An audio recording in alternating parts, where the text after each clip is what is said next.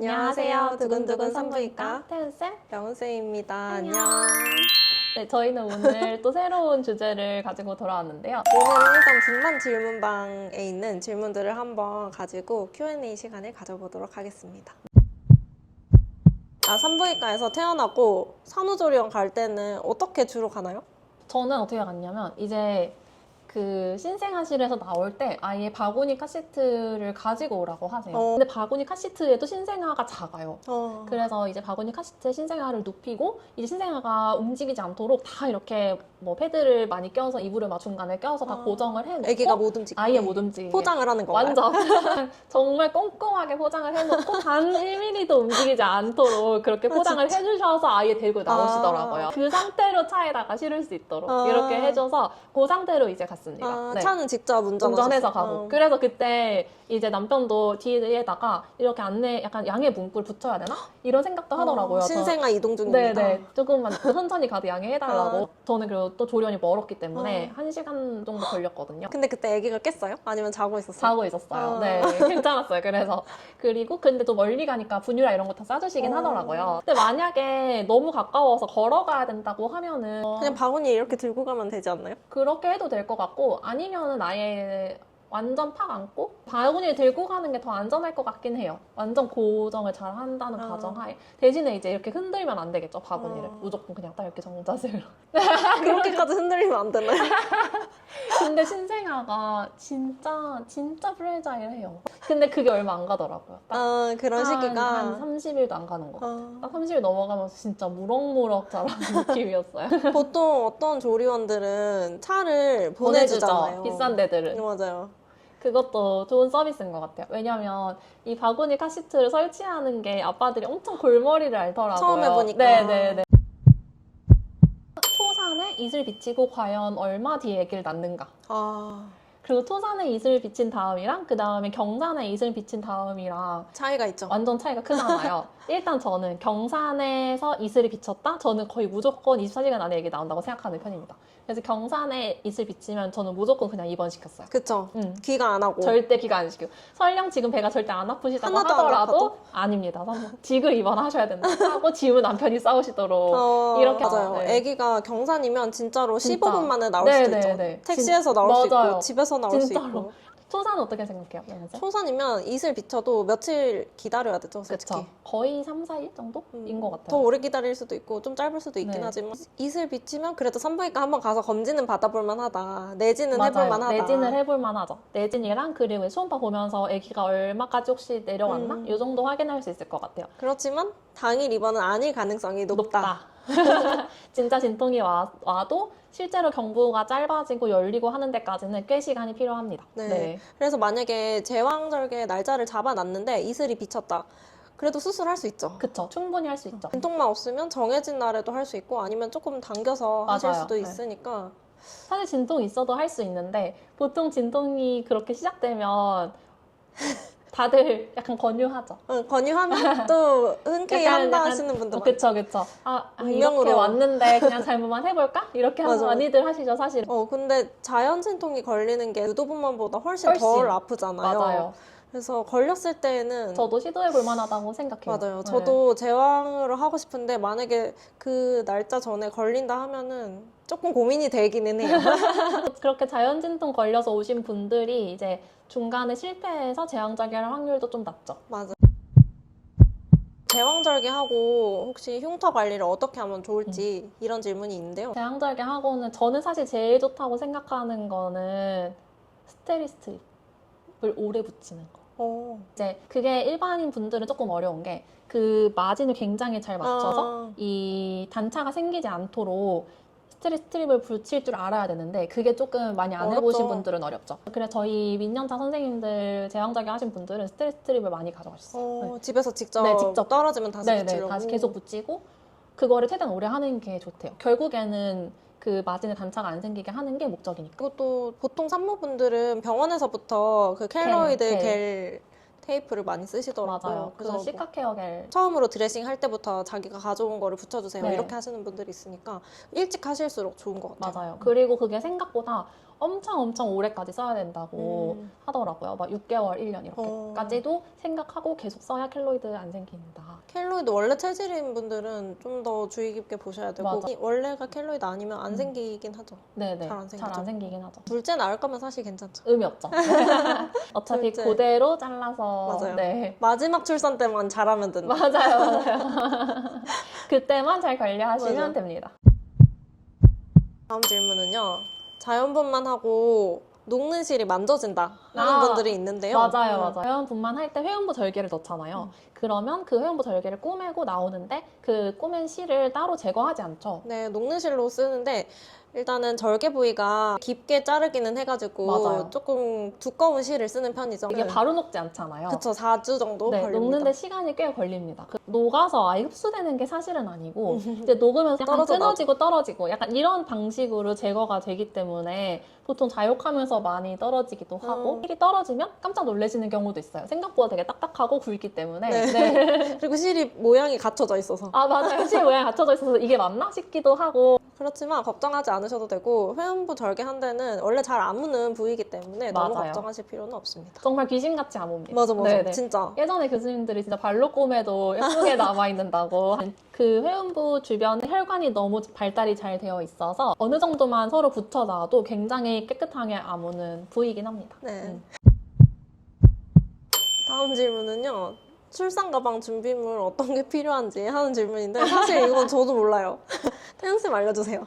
아, 저 사실 출산 가방 싼 거 목록 한번 여기 올렸었어요. 아, 여기. 한번 열어볼까요? 네. 제가 예전에 썼던 저의 글. 어떤 분이 궁금해 하시길래 제가 댓글 대박. 달면서 썼던 것 같아요. 여기. 목록 공유해봅니다. 아, 1번부터 읽어주세요. 네, 제가 차근차근 읽어볼까요? 제가 이제 출산 가방 싼 목록은 일단 입퇴원 결정서랑 그 다음에 신분증 무조건 필요하죠, 요즘 병원에서. 그리고 바우처 카드 나중에 꼭 결제해야 되니까 당연히 세면도구, 수건, 뭐 화장품, 기본 로션 같은 거, 그리고 머리끈이 생각보다 필요하죠. 항상 필요하고 속옷은 수유브라를 준비해가야겠다고 생각했는데 수유브라가 제가 진짜 여러 개 사서 써봤는데 결국에는 이때 가져갔던 수유브라는 거의 안 썼습니다. 왜요? 거의 조리원에서 쓰게 되긴 하는 것 같아요. 병원에서는 속옷을 거의 거의 안 안 입고 입으니까. 예. 그리고 어차피 젖이 안 돌기 때문에 양말? 무압박 양말이라고 해서 주문해서 갔는데 이건 지금도 잘 쓰긴 있죠. 해요. 그게 뭐예요? 산모들이 다리가 많이 부으니까 그 띠가 자국이 안 생기도록 하는 양말을 다들 준비하시더라고요. 대박. 그래서 처음 알았어. 저도 준비해서 갔습니다. 전 또 겨울이었어서 긴 옷을 챙겼고 퇴원할 때 입을 옷이 또 따로 필요하잖아요. 그래서 퇴원할 때 입을 옷 따로 좀 챙겼고 압박 스타킹도 같이 챙겼습니다.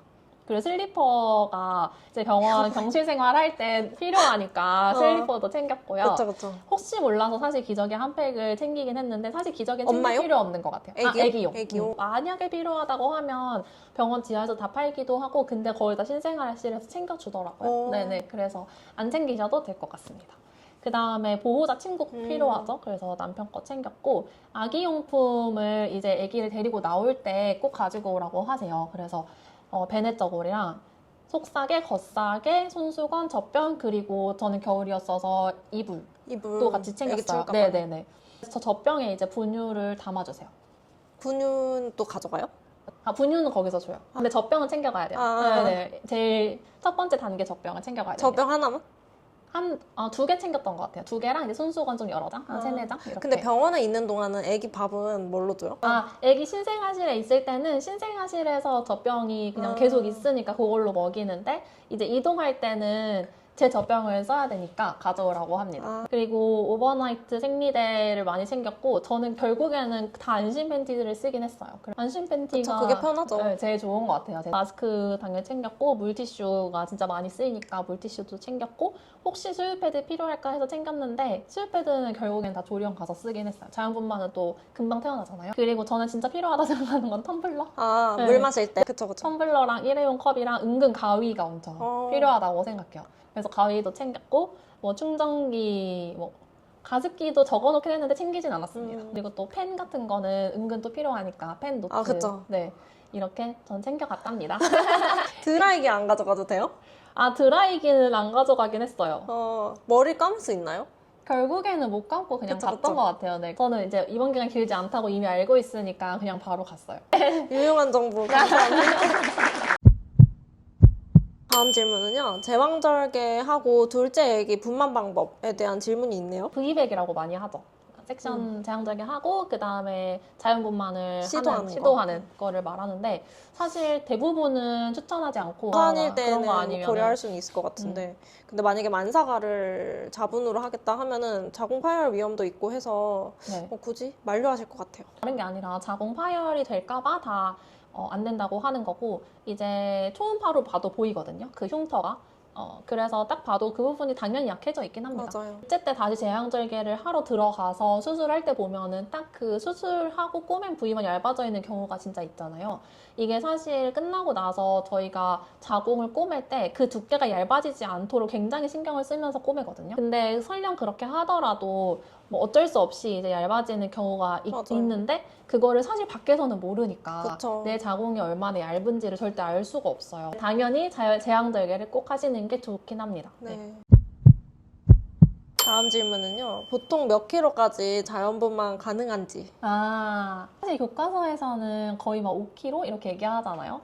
근데 그런 경우는 진짜 아닌 것 같고 왜냐하면 우리나라는 제왕절개가 그렇게 비싸지 않기 때문에 맞아. 교과서는 거의 다 미국 베이스이기 때문에 다 제왕절개가 너무 비싸서 어떻게든 자연분만을 하도록 되어 있어요. 근데 그리고 엄마 크기가 다르잖아. 맞아요. 동양인과 서양인의 체구가 완전 다르기 때문에 저는 진짜 4kg가 진짜 마지노선이라고 생각해요. 4.3 이 정도도 본 적이 있어요. 나오긴 한데 맞아, 근데 진짜 힘들어요. 그분이 근데 4.3인 거를 알고 낳진 않으셨을 거 아니에요. 아니야. 4.3인 걸 알고 났어.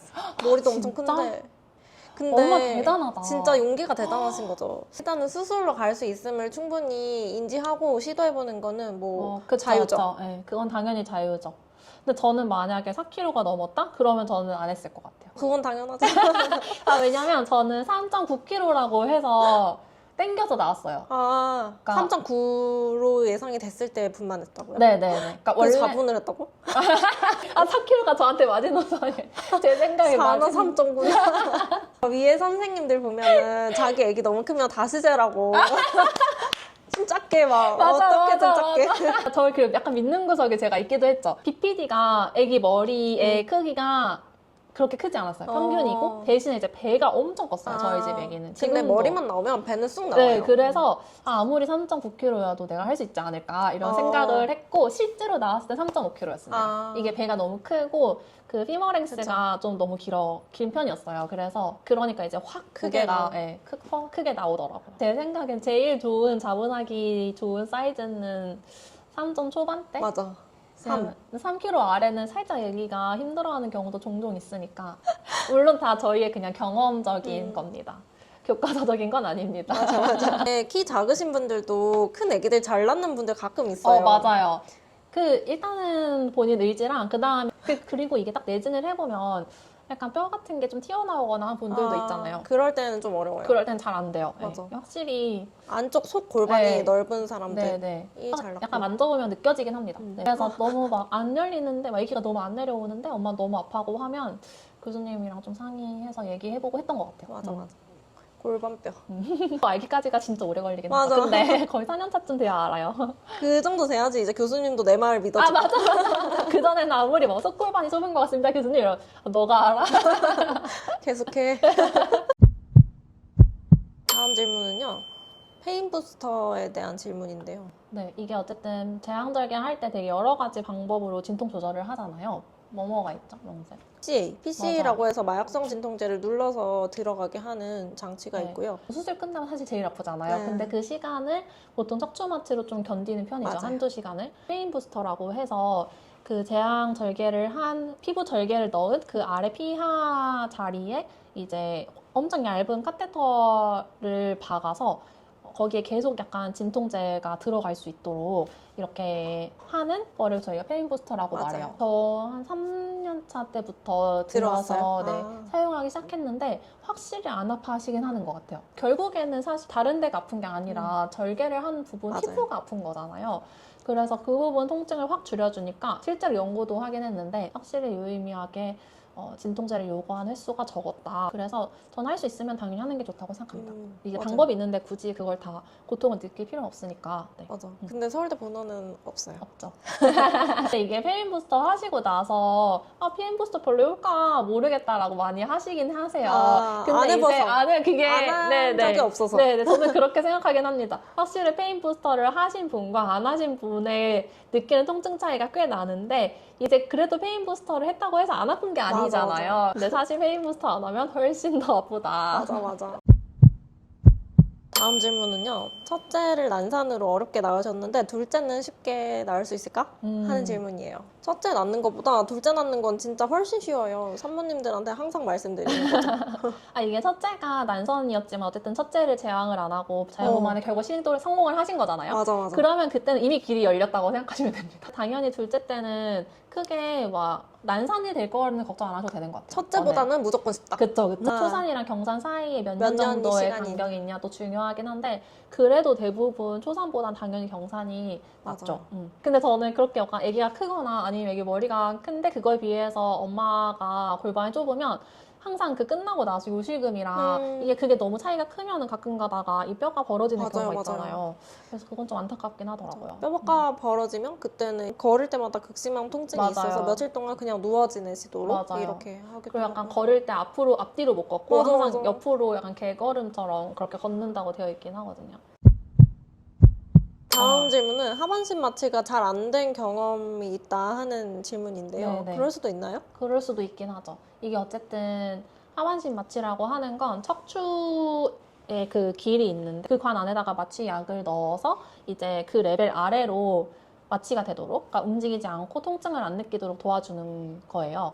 근데 혹시나 구조적 이상으로 약이 끝까지 내려가지 않는다라고 하면 그런 마취가 안 될 수도 있습니다. 안 되는 경우가 가끔 있긴 하죠. 정말 종종 있죠. 네, 근데 하반신 마취, 척추 마취가 잘 된다고 하더라도 만지거나 누르거나 하는 느낌은 다 있어요. 네. 대신에 뭐 뜨겁고 차갑고 아프고 이런 것만 못 느끼실 뿐이지 만지는 느낌은 다 있기 때문에 마취가 잘 안 된 게 아닌가 이런 생각은 안 하셔도 된다.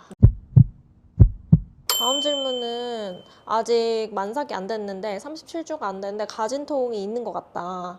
30분 동안 계속 아프다. 이게 가진통이 맞나요? 산모분들한테 항상 말씀드리는 게 진통은 수축감이 느껴졌다가 풀렸다가 하는 그 사이클이 굉장히 중요해요. 맞아요. 근데 그냥 계속 쭉 아프다라고 하는 거는 사실 진통은 보통은 아닙니다. 맞아. 자궁이 뭉쳤다가 풀렸다가 하는 게 있고 그게 통증처럼 느껴진다고 하더라도 그 가진통이 생각보다 아프다. 가진통도 아프다. 그래서 당연히 그때는 병원 가서 한번 확인해 보시긴 하셔야겠지만 가진통도 아프기 때문에 가셔서 확인했을 때 안 열렸을 수도 있다. 그리고 가진통이 진진통으로 이어질 수도 있기는 하니까 병원은 그렇죠. 무조건 가야죠. 가긴 해야 돼요. 네.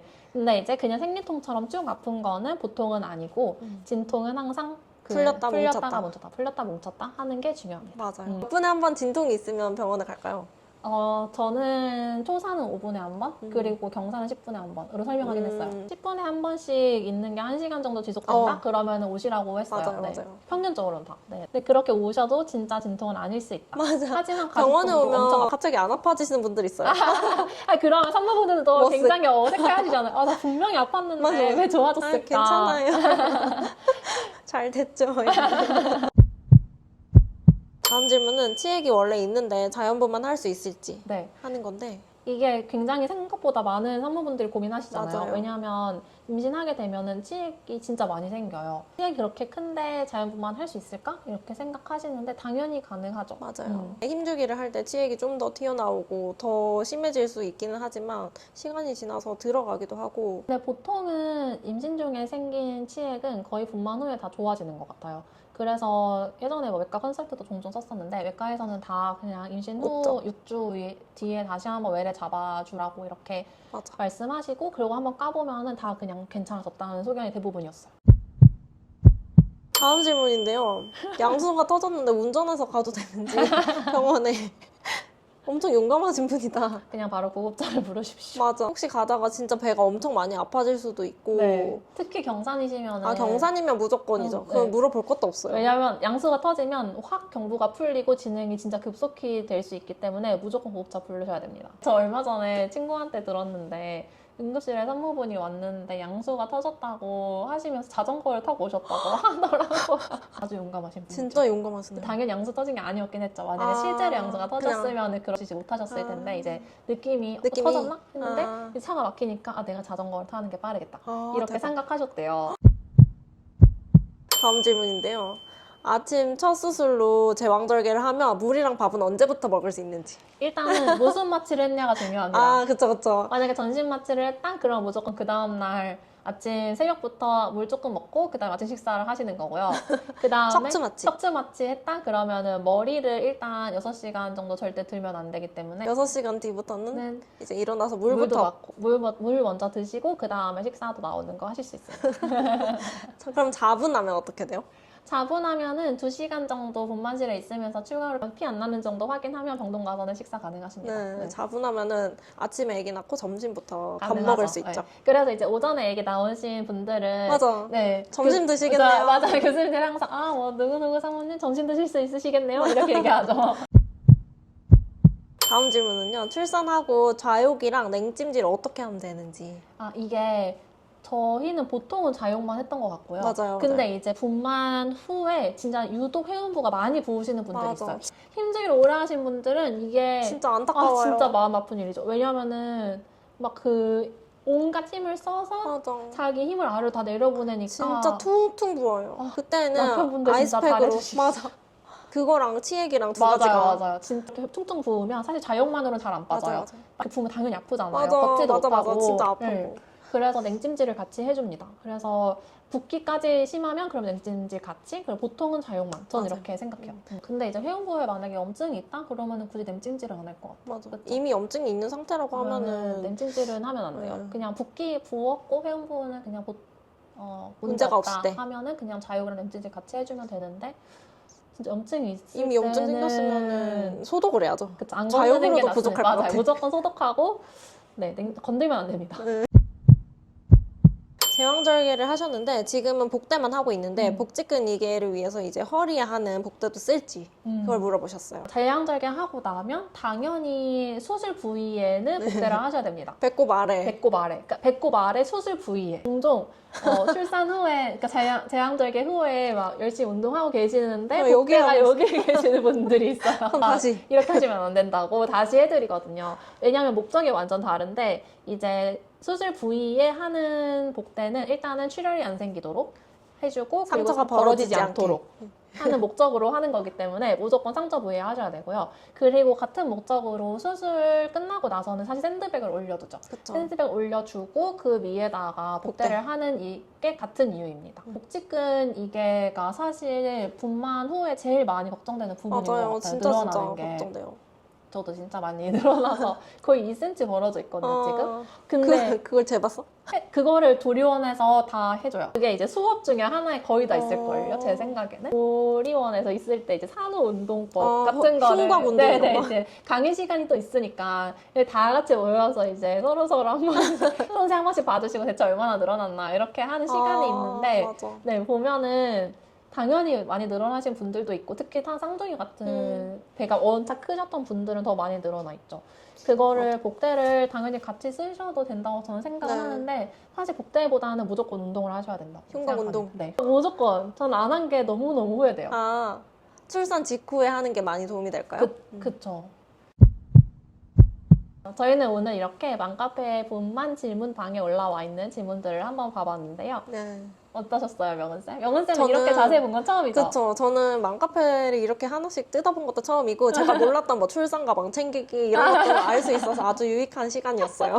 맞아요. 근데 생각해보면은 저도 출산 이후에는 어떤지를 잘 몰랐던 것 같아요. 사실 애기 낳기까지만 하고 뭐 산모들 통증관리 정도까지 하고 말잖아요. 그다음 퇴원하시니까. 맞아. 산후조리 어떻게 해야 되는지 뭐 운동은 언제부터 할 수 있는지 이런 것들이 저도 오히려 끝나고 나서 좀 궁금하긴 하더라고요. 오늘 정보가 유익하셨다면 좋아요, 구독, 알림 설정 부탁드리고요. 저희는 다음에 다른 질문방으로 찾아오도록 하겠습니다. 네, 다음에 또 봐요. 안녕.